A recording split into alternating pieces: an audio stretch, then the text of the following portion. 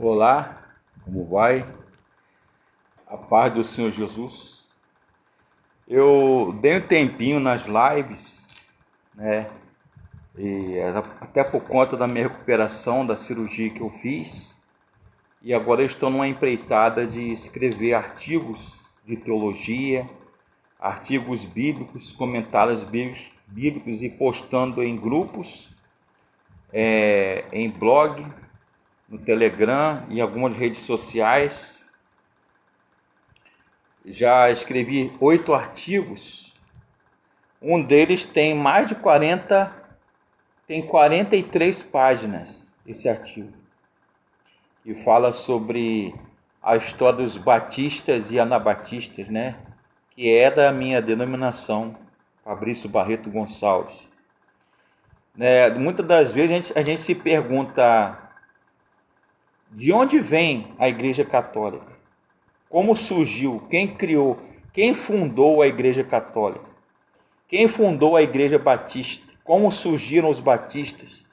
Os presbiterianos, os reformados, os assembleianos, os congregacionais, os luteranos, a Igreja Maranata e outras denominações, não é verdade? Então, esses artigos estão aí para elucidar e buscar um caminho de explicar de onde surgiram essas denominações e essas igrejas todas. E eu conto isso no meu artigo. Eu espero que vocês gostem. E eu queria compartilhar com vocês a história de 2 homens, Esdras e Neemias. Eu queria ler Esdras 7:10. Porque Esdras tinha disposto no seu coração para buscar e cumprir a lei do Senhor, e para ensinar em Israel os seus estatutos e as suas ordenanças. Então, Esdras e Neemias, um é sumo sacerdote e escriba, e o outro é, digamos, um sacerdote e um administrador do povo de Israel.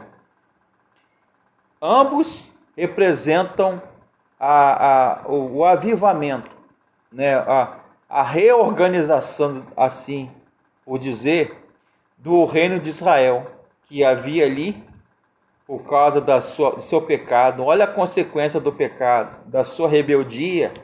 Foram para o cativeiro da Babilônia e ficaram lá 70 anos, com Daniel, Mesaque, Sadraque e Abidnego.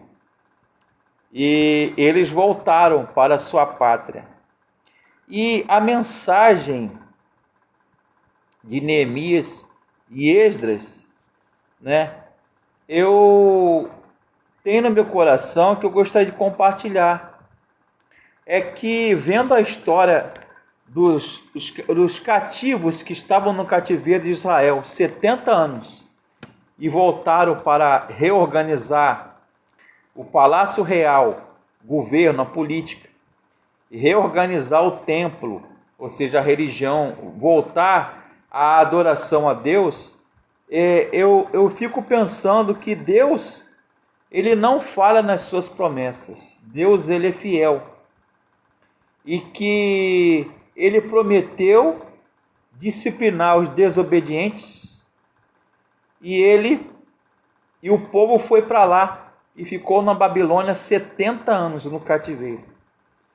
E Deus, ele é o Deus das novas oportunidades. Deus é aquele que dá a segunda chance. Não é verdade? Deus é aquele que,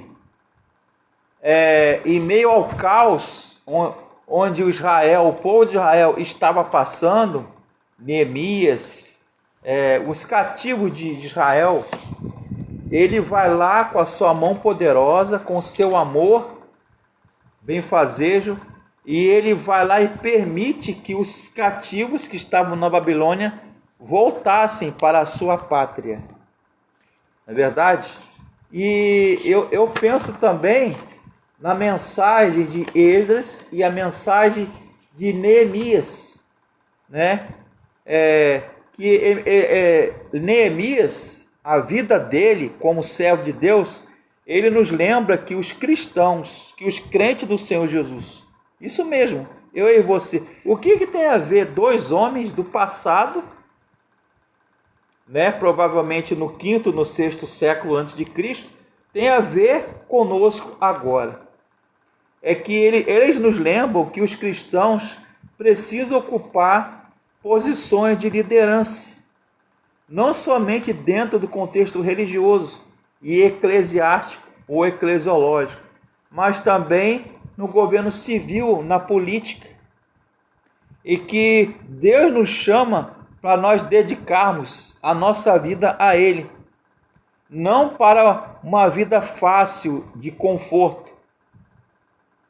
E outra coisa que eu aprendo, que uma pessoa comprometida com uma vida de oração e com a obediência à palavra de Deus, pode fazer muito no reino de Deus.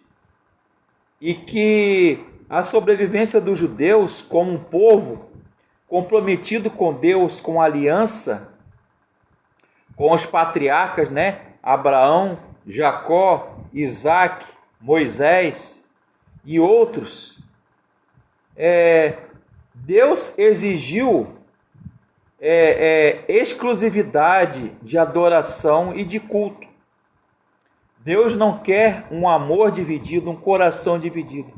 Deus quer que pessoas ouçam, pratiquem a lei, a Torá, a Bíblia Sagrada, a Palavra de Deus, na sua dimensão prática e vivencial. Ou seja, Deus quer uma pessoa comprometida com o reino, ser obediente à palavra. E isso pode fazer todo sentido real, toda a diferença. Se nós formos fiéis, se nós formos infiéis, ele todavia permanece infiel. Ele não pode negar-se a si mesmo, assim diz o apóstolo Paulo. Mas se nós permanecermos fiéis, Deus trará consolo, restauração, avivamento e graça sobre as nossas vidas. Amém? Tome posse dessa verdade. Esdras e Neemias, a vida deles tem muito a nos acrescentar.